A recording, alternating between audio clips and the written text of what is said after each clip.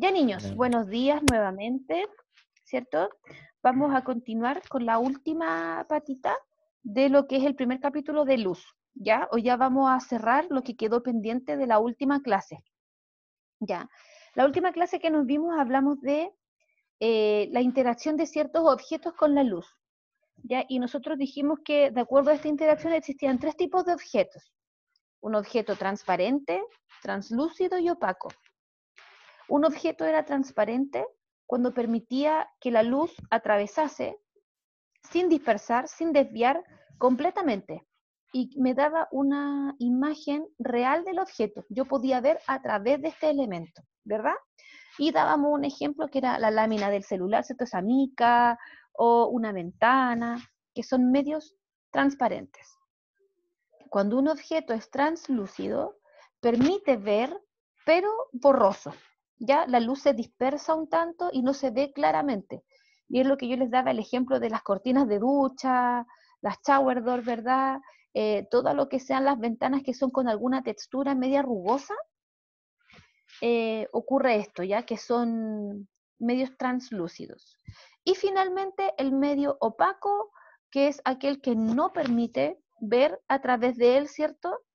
La ropa es un medio opaco, ¿cierto? Los muebles son medios opacos porque yo no puedo ver a través de ellos, ¿verdad? Entonces ahí tenemos tres características distintas para la interacción. Y ahora nos vamos a quedar con lo que continúa. Por lo tanto, el objetivo de hoy día es igual que el de la clase anterior. Ya habíamos visto cómo se propagaba la luz, pero ahora vamos a hablar de la interacción entre las fuentes luminosas, cuáles son, y los objetos con los que se puede interactuar. Vamos a hablar de una fuente luminosa. La fuente luminosa nos vamos a separar en primarias y secundarias, ¿ya? De las primarias vamos a tener tipos. El primer tipo de fuente primaria es una fuente natural. ¿Cuáles son las fuentes luminosas naturales? Dice aquí, son los cuerpos que debido a su temperatura elevada emiten luz en forma constante. Dice estrella, sol. Entonces, si nosotros miramos estos astros, ¿verdad? Ellos de por sí están emitiendo luz constantemente. El sol, que está en constante funcionamiento, ¿cierto? Es incandescente, emite energía, ¿verdad? Que a nosotros nos llega como tal energía solar y también como luz, ¿ya? Por lo tanto, una fuente es primaria cuando por sí misma emite luz, ¿ya? Eso es primario, por sí misma emite luz. Y es natural cuando es este cuerpo que no, obviamente no es creado por el humano, pero desde su interior comienza a emitir luz. En cambio, una fuente primaria puede ser artificial cuando es creada por el hombre, pero con el objetivo de propagar luz, de emitir luz. Yo puse un ejemplo, una vela, una linterna, ¿ya? La vela es creada por el hombre, pero tiene el objetivo de alumbrar, de iluminar cuando el sol no está. Entonces, es primaria porque emite luz por sí misma, pero es artificial una vela porque la creó o la diseñó el hombre. También tenemos como fuente primaria, ¿cierto? Las que emiten luz por temperatura. Entonces, por ejemplo, yo puse de ejemplo la ampolleta. ¿A qué se refiere esto? A que la ampolleta, cuando está conectada, ¿verdad? Yo prendo el interruptor, la ampolleta alumbra, pero es un efecto, porque a la vez, si yo toco la ampolleta, está caliente, eleva su temperatura para poder iluminar, ¿ya? Pero también por sí misma emana luz. Y hay algunos objetos que no elevan la temperatura, pero que igual iluminan. Por ejemplo, las televisiones. Si usted pone la televisión en la noche, le va a alumbrar sí o sí. No con tanta intensidad, pero lo va a alumbrar. Si yo coloco mi mano en la pantalla de la televisión, no está caliente, no emite calor, emite luz, pero por sí misma. Entonces, las fuentes primarias, que son estos cuatro ejemplos que yo les mencioné, son los que emiten luz por sí mismos.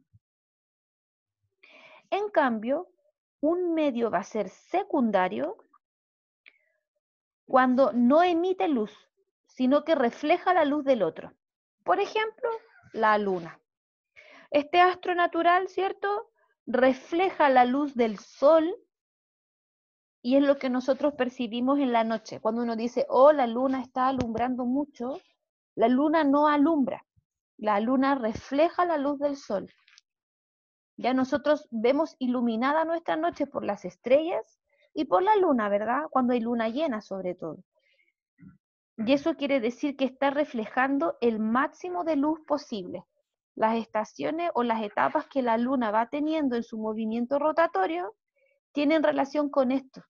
Uno les nombra cuarto creciente, menguante, llena o nueva, dependiendo de qué forma la luz del sol hace que ella refleje. Cuando está en cuarto menguante es porque está en una posición donde la luz del sol le llega poco, solamente en una esquina. Cuando hay luna nueva es porque no hay reflejo. Por lo tanto, uno dice que está más oscuro. La noche es más oscura. Solamente se ve iluminada por las estrellas, ¿verdad? Pensemos en un escenario en que no tenemos luz artificial que nos esté alumbrando como los postes, qué sé yo. ¿Ya? Pero a la larga tenemos que quedarnos con que las fuentes luminosas son de dos tipos. Son primarias cuando emiten luz por sí mismas y secundarias cuando reflejan la luz por parte de otro.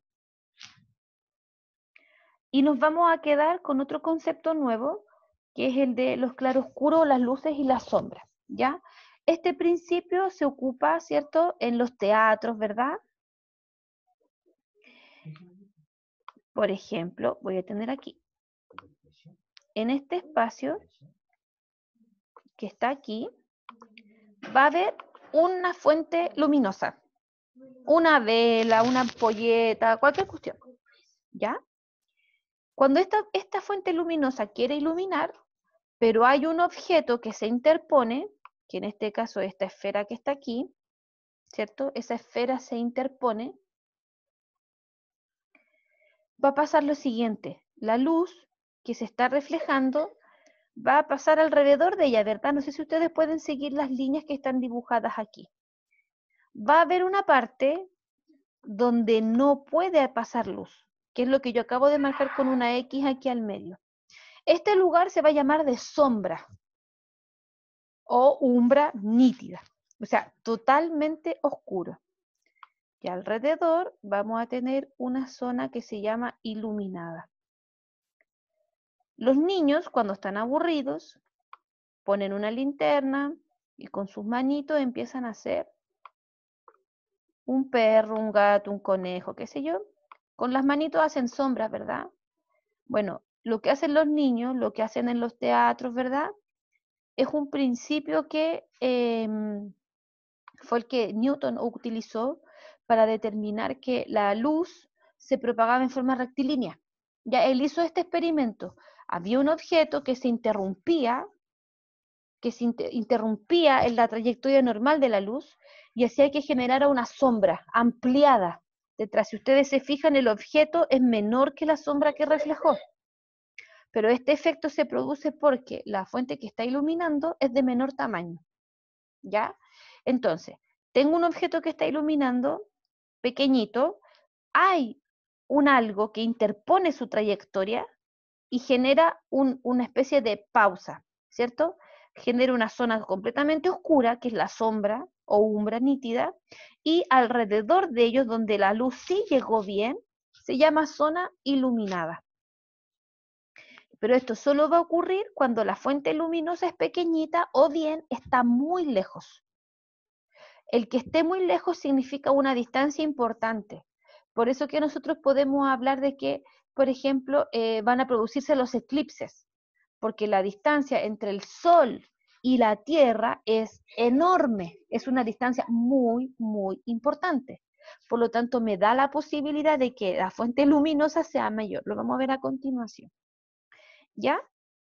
Entonces, ¿qué va a pasar cuando mi fuente sea mayor? Voy a tener este escenario. Tengo una ampolleta que es mucho más grande que el objeto que estoy interponiendo. ¿Ya? Un objeto que está iluminando que es mucho más grande que el objeto que está entre medio. Cuando esto ocurre, me van a generar no solamente dos zonas como la anterior, sino que ahora tres. En la parte central se va a generar una una parte de sombra real. Sombra oscura. Pero va a ser solo un poquito. Alrededor de este lugar muy oscuro se va a generar una oscuridad más tenue. Y aquí se lo estoy destacando. O se llama penumbra. Que uno dice, no se ve claro, no está oscuro, está como intermedio. Eso se llama penumbra. Y finalmente, una zona iluminada, que es la que está alrededor. Entonces, cuando el objeto sea mayor, el objeto que está iluminando sea mayor en tamaño que el objeto que se está interponiendo, me va a generar tres regiones. La sombra oscura al medio, penumbra alrededor y una zona iluminada por fuera, donde no hay interferencia.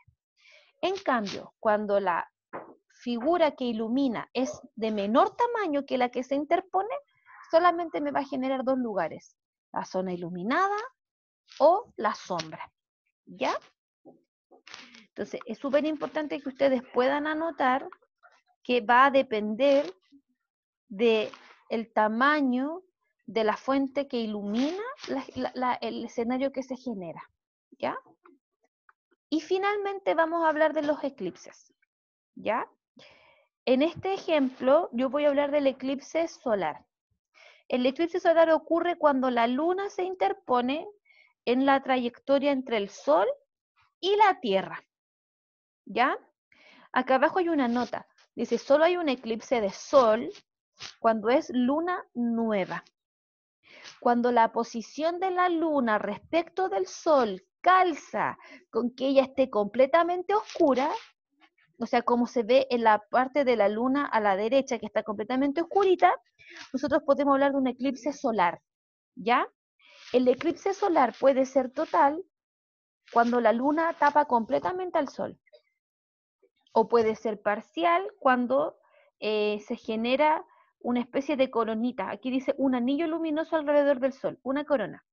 Yo le contaba al curso anterior que cuando nosotros el año pasado vivimos el eclipse, ¿verdad? Nosotros que estábamos aquí en Santiago, pudimos percibir el eclipse, pero no, para nosotros no fue un eclipse total. No hubo una oscuridad completa. No así la gente que estuvo en la cuarta región. La gente que viajó, de hecho, a esa región para poder observar el eclipse como correspondía, ¿verdad? Argumentan o cuentan que primero se oscureció todo. ¿Por cuántos minutos? No lo recuerdo, pero se oscureció todo. ¿Ya? ¿Por qué? Porque la luna tapó completamente al sol.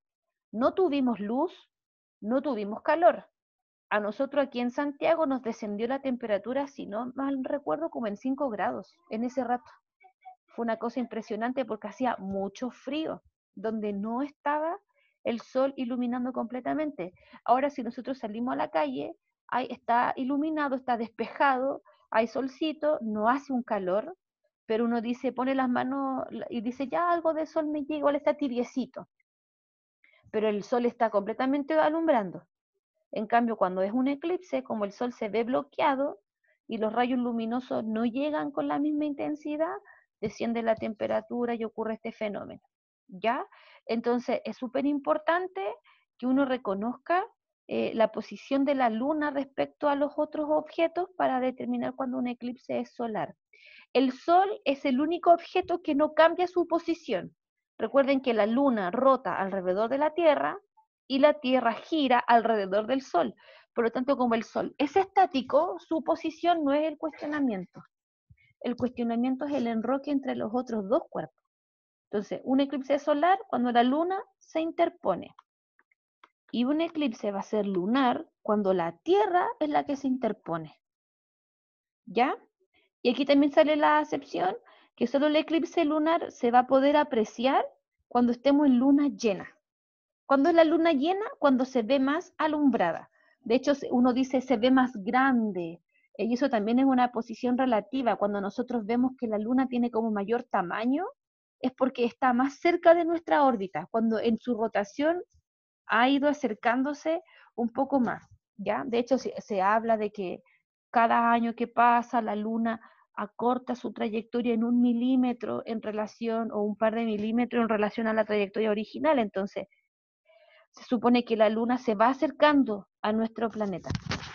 Ya en cuántos años más chocará, no tengo idea, capaz que ni estemos, no seamos ni la idea, pero es una realidad, sí, ¿ya? Porque recuerden que las órbitas no son circulares como se piensa, sino que son elípticas, ¿ya? Y eso hace que vaya habiendo ciertas variaciones. Entonces, como quedamos hasta aquí para la prueba, ya voy a dejar de grabar.